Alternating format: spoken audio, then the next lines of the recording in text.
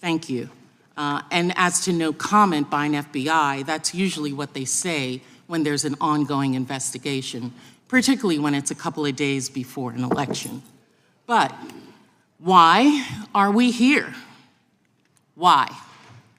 You know, that's been the question that quite a number of people have been asking me. Why are you having this hearing? What does this have to do with inflation? What does this have to do with the cost of living? What does this have to do with the everyday lives of Americans, the thing that the Republican Party said that they would focus on if they had control of the House? Why would the Republican leadership and the committee majority give a hearing and a platform to the witnesses today, specifically to Mr. Kennedy, a man who has recently claimed that COVID-19 is targeted to attack Caucasians and Black people? The people who are most immune are Ashkenazi Jews and Chinese. And before that, in his film, Medical Racism, The New Apartheid, that film stated that COVID-19 vaccines do not work for Black children because of their, quote, kick-ass kind of immune system, that hyper, superhuman, subhuman kind of language. He also said, even in Hitler's Germany, you could cross the Alps to Switzerland. You could hide in an attic like Anne Frank did, to imply Jews in Nazi Germany had more freedoms than unvaccinated Americans during the COVID-19 pandemic. Now, many of my Republican colleagues across the dais will rush to cover that they have Mr. Kennedy here because they want to protect his free speech, that they do not believe in American censorship. This is not the kind of free speech that I know of, the free speech that is protected by the Constitution's First Amendment. But free speech is not an absolute. The Supreme Court has stated that. And others' free speech that is allowed, hateful, abusive rhetoric, does not need to be promoted in the halls of the people's house. This Republican charge of free speech is being used by Republican members to promote quasi-science, things such as the replacement theory that says that brown people are replacing good white Americans here in this country. Let's not remember that this country first belonged to brown Native American people. It's a rallying cry for bigotry and hate. There are members of the Republican conference who also frequently suggest that Americans have to deal with COVID rules as the same as oppression of Nazi Germany. Indeed, some have even questioned whether the Holocaust took place. We have staffers who openly follow white supremacy without any condemnation of the Republican conference. Some give it chuckles, slaps on the back, shrugs, all under the mantra of free speech. It's a free country. You absolutely have a right to say what you believe, but you don't have the right to a platform, public or private. We don't have to give one of the largest platforms of our democracy, Congress, this hearing. Our right does not mean that we as Americans are not free from accountability. Mr. Kennedy, you are now recognized for your opening statement, and then we'll go right down the line.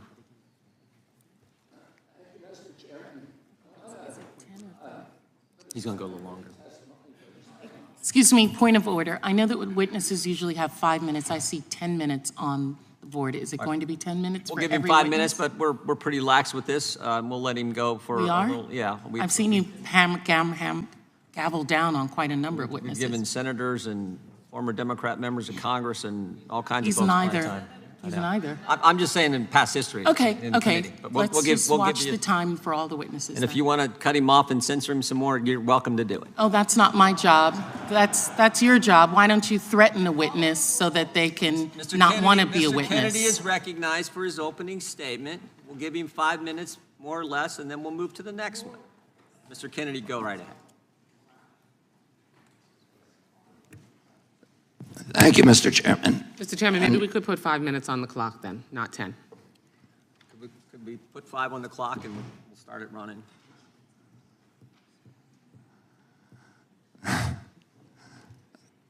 Thank you, Mr. Chairman. And I want to put aside my written statement for a moment and address one of the points that was brought up, I think an important point by the ranking member, that this body ought to be concerning itself with with issues that impact directly the American people. The rising price of groceries, 76% over the past 2 years for basic foodstuff, the war in Ukraine, the inflation issues, the border issues, many, many other issues that concern us all as a nation. We can't do that without the First Amendment, without debate.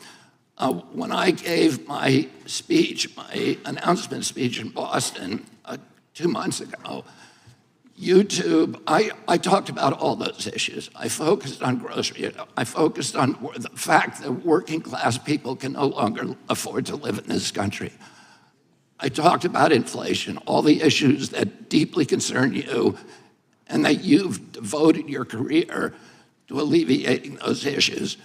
5 minutes into my speech, when I was talking about Paul Revere, YouTube deplatformed me. I didn't talk about vaccines in that speech. I didn't talk about anything that was a verboten subject. I just was talking about my campaign and things, the conversation that we ought to be having with each other as Americans. But I was shut down, and that is why the First Amendment's important. Debate, congenial, respectful debate is the fertilizer, it's the water, it's the sunlight for our democracy. We need to be talking to each other. Now, this is a letter that many of you signed, many of my fellow Democrats. I've spent my life in this party. I've devoted my life to the values of this party. 102 people signed this. This itself is evidence of the problem that this hearing was convened to address.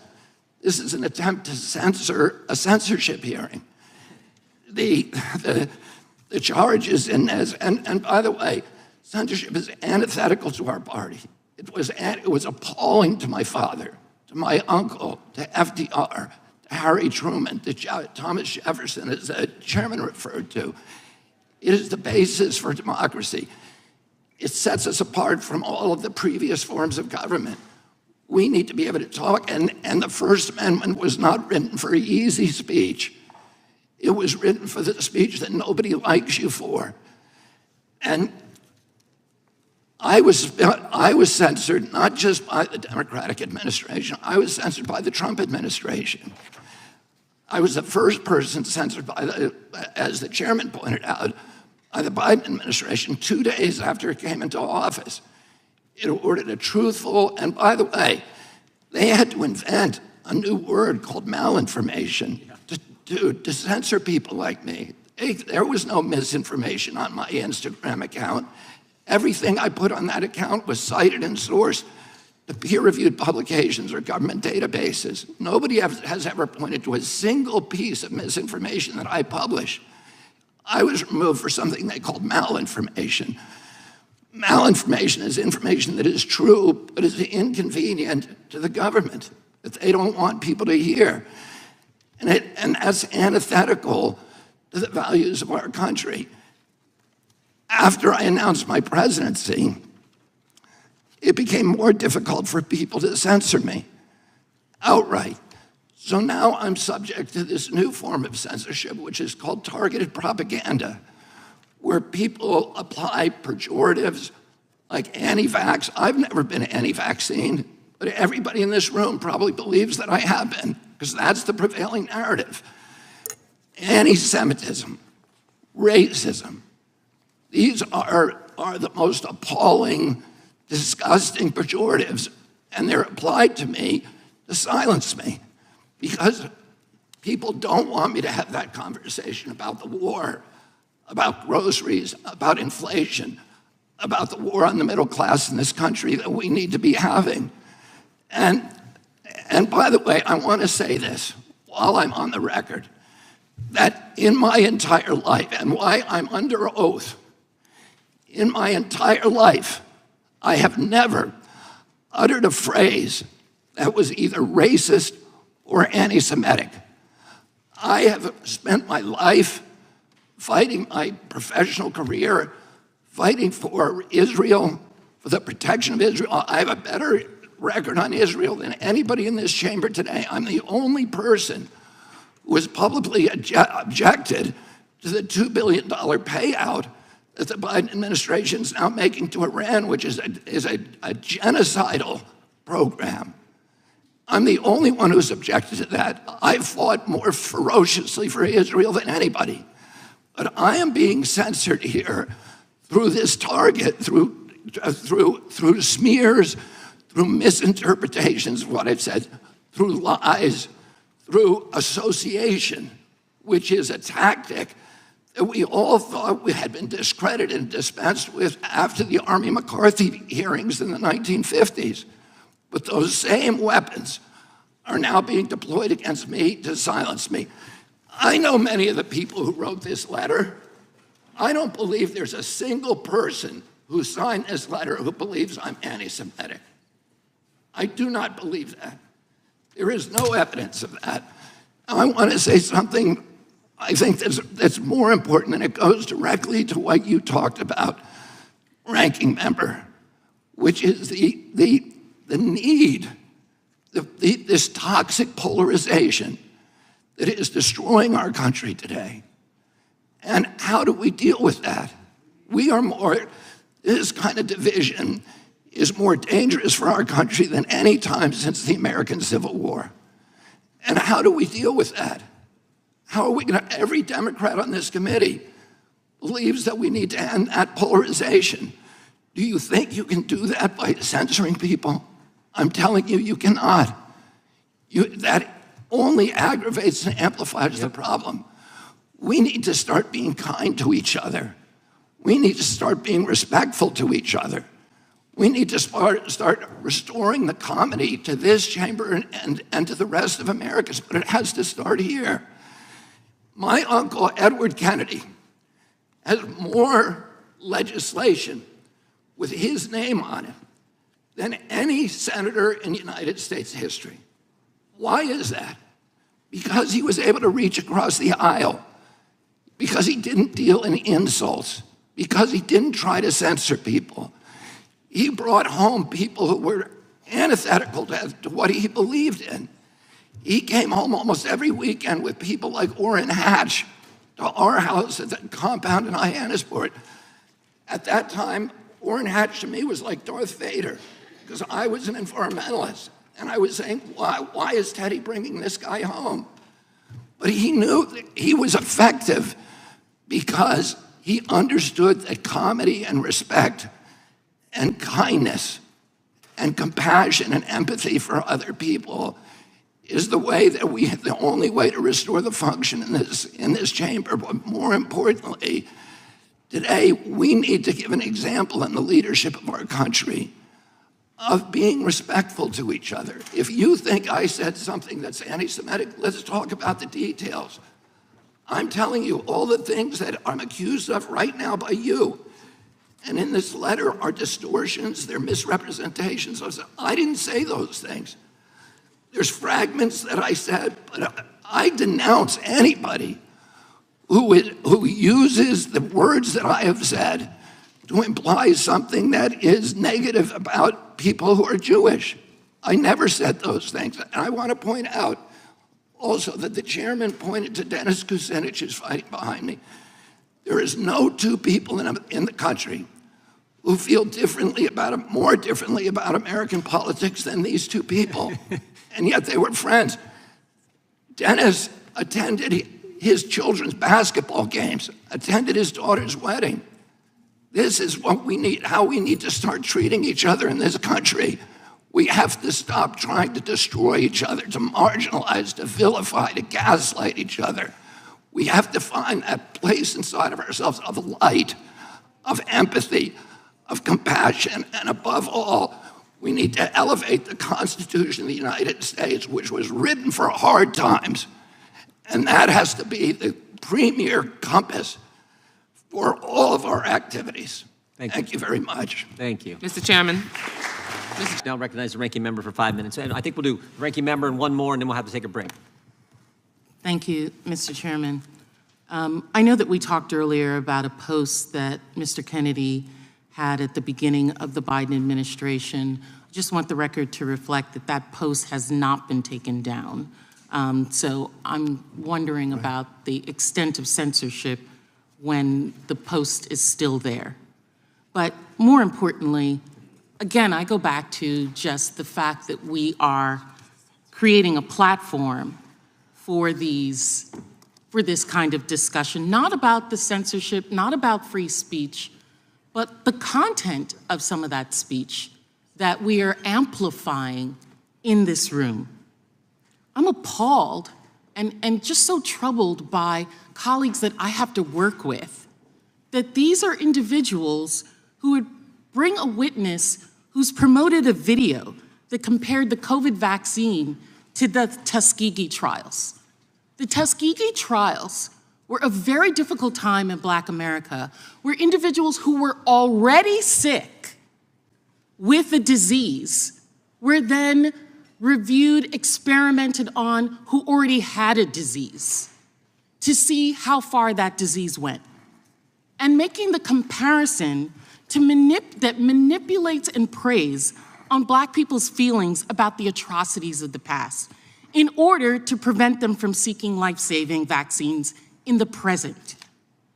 And knowing that this is dangerous, I cannot also be unaware that this comes from an individual who, by Mr. Roy's introduction, is very smart and understands the implications of this. You know, Mr. Kennedy's own family decries his stance on vaccines, and families disagree on a lot of things.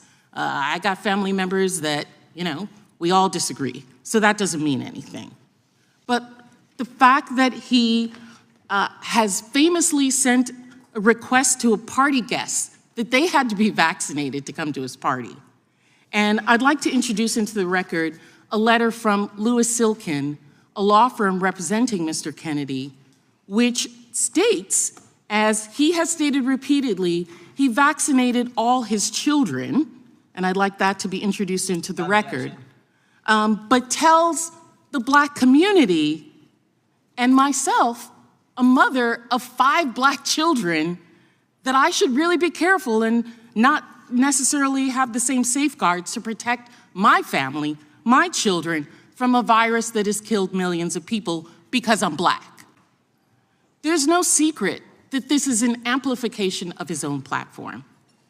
You know, I'm not going to talk about the money that's received from the Children's Health Defense, from his anti-vaccine organization that's responsible for a majority of the false information out there about COVID, and the notoriety that's gained from it by manipulating Black and other vulnerable communities to propagate these pseudosciences. The gentleman from North Dakota is recognized.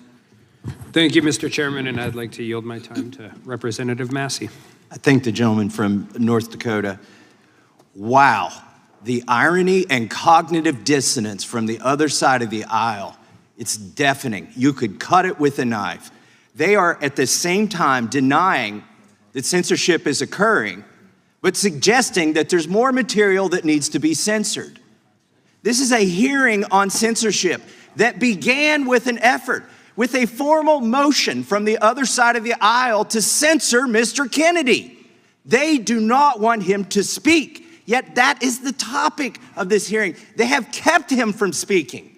A collusion between the government and private organizations.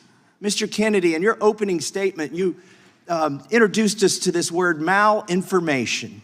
Can you tell us more about this made-up word, what it means, and some of the things that you've said or tried to say that you've been censored for that's been characterized as malinformation?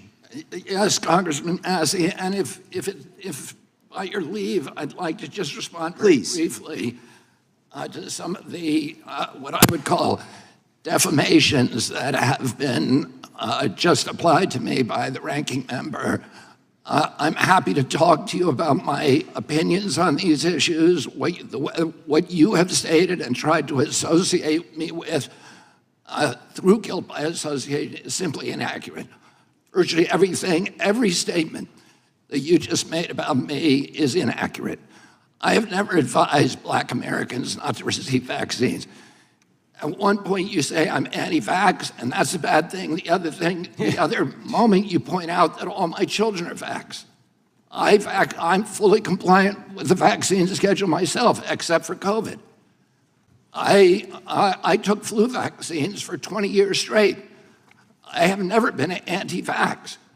I have never told the public avoid vaccination.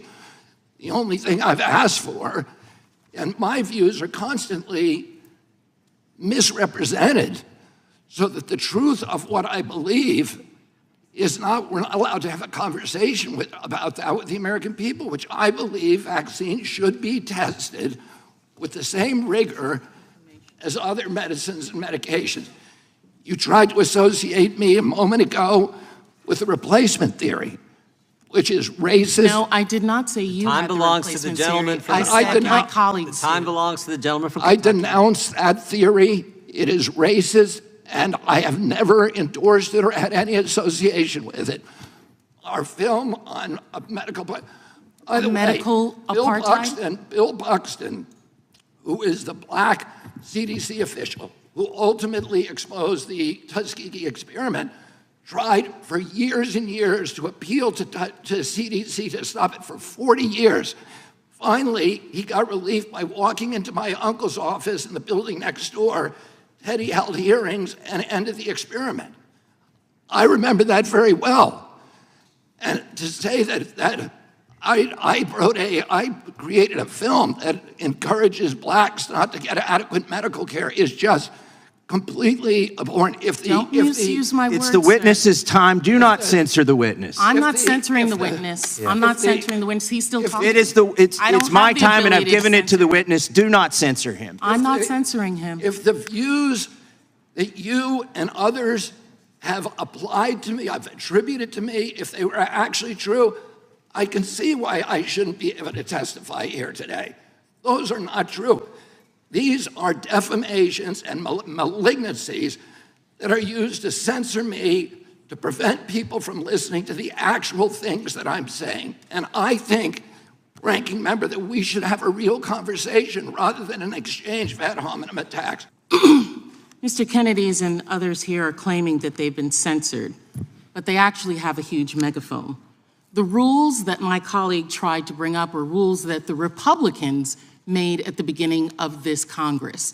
They did not allow the Democrats to be part of that. And one of those rules was that if information or testimony might potentially defame an individual, that we would go in executive session.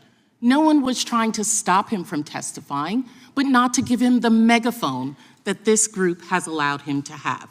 I also note, in terms of censorship, that the far-right media has already issued articles about me playing the race card. The race card is something that's often used against Black people for bringing up when they see race hatred being propagated against them. And it's a means to try and keep us quiet and keep us in our place. Oh, you're playing the race card by bringing up what is obvious in our lives, what is obviously happening, race. And so you can keep saying I'm race baiting and try and censor me, but I'm going to continue to tell the truth. I want to be abundantly clear about what else is happening in this room.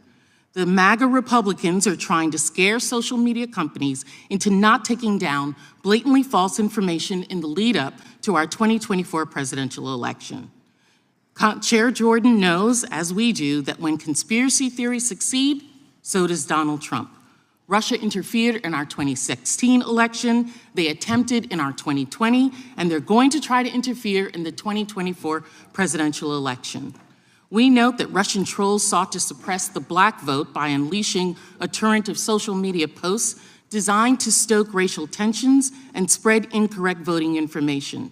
In 2021, our national intelligence agencies found that proactive information sharing between the government and social media companies facilitated the expeditious review and, in many cases, removal of social media accounts covertly operated by Russia and Iran.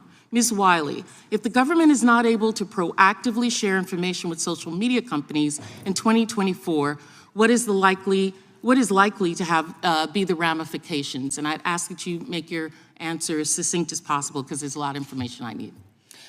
I will just quote one thing. Mr. Prigozhin, who's been in the news of late, actually said explicitly and openly that they would continue to try to spread mis and disinformation into the United States and interfere with our elections. Thank you. They know that Russian interference, that is, the MAGA Republicans know that Trump benefits when Russia interferes. The super PAC that supports, the same super PAC that supports Mr. Kennedy and has raised significant funds on his behalf is run by a man named Jason Bowles. Here's Jason Bowles' Twitter profile, as you can see up on the screen. Jason Bowles isn't just a MAGA supporter, he also ran the super PAC for MAGA Republicans Marjorie Taylor Greene, Lauren Boebert, George Santos, and in 2022, he supported Herschel Walker. So the person behind Mr. Kennedy's super PAC is an individual who personally and professionally wants the Republican Party to succeed. Yet, Mr. Kennedy is running as a Democrat. Ms. Wiley, will it benefit Mr. Kennedy as well as the other individuals that are supported by the super PAC if social media companies are less able to detect and, if needed, if they determine that it's needed, to remove Russian covert information designed to suppress votes in this country? It is possible. Thank you. I yield back. Can I yield the remainder of the time? Gentlelady yields back. I now recognize Mr. Stubbe from Florida for his 5 minutes. Mr. Kennedy, do you want to respond to that? Can you do that quickly? Yeah, I've never heard of Mr. Bowles, and I've never heard of that super PAC. This is typical of the accusations against me at this hearing. They are baseless, every single one. I've been subjected to a parade of defamations. If I believe those things about myself, I wouldn't want to hear me either and want to gag me and lock me in a room somewhere. But none of those are true, and they were all of this parade of accusations and defamations were made against me in a way that was calculated to make sure that I could not respond to any of them. Every one of them I'd like to respond to, but I was not allowed to. I did want to ask Ms. Wiley regarding, we had a discussion and it was brought up by one of the witnesses related to the website Gab. And if you could tell us, it seems to me that while Mr. Kennedy is here, he claims to have been censored, but in reality, his group Children's Health Defense has been allowed to say whatever they want on Gab. Can you share what Gab is? Gab is an online community that it explicitly states that it wants to create a Christian political economy, and it is a space where researchers have identified a massive influx of extremist and also explicitly anti-Semitic engagement and behavior. Not saying that's about everyone who participates, but that has been documented. And as I stated earlier, the convicted murderer in the Tree of Life massacre actually spent a lot of time on that, and it was deplatformed because it was not adhering to some of the social media policies about identifying that kind of speech. Thank you. I yield back. I want to thank our witnesses for being here today.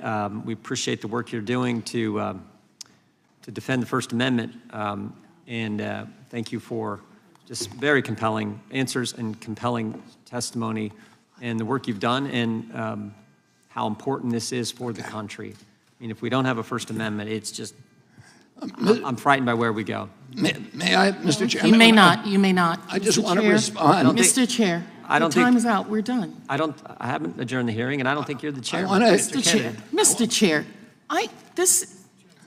Chairman's discretion. I know it's your discretion, We're going but to let Mr. Kennedy. he has had so much additional time. Well, I think everyone's had Why? additional time. and we're Why? gonna Why are you doing that specifically for him? Because I we just don't. want As to opposed to other explain. people. I'm sure the witness, super PAC. I'm sure the On Democratic other witness will be places. as short as he possibly can. No. Are you going to allow our witness to just give another piece? No, of let him wanna- address I the wanna defamatory acknowledge- comment that was made Address- about him that's untrue. That was not defamatory. That is a legal definition that was not met. I want to was acknowledge it my- information about the super PAC that you mentioned. Go ahead. I've just been told that that super PAC is connected to somebody that we have a connection to. It's not a super PAC that I've endorsed, and it's not one, as I said, that I've ever heard of. Thank the gentleman.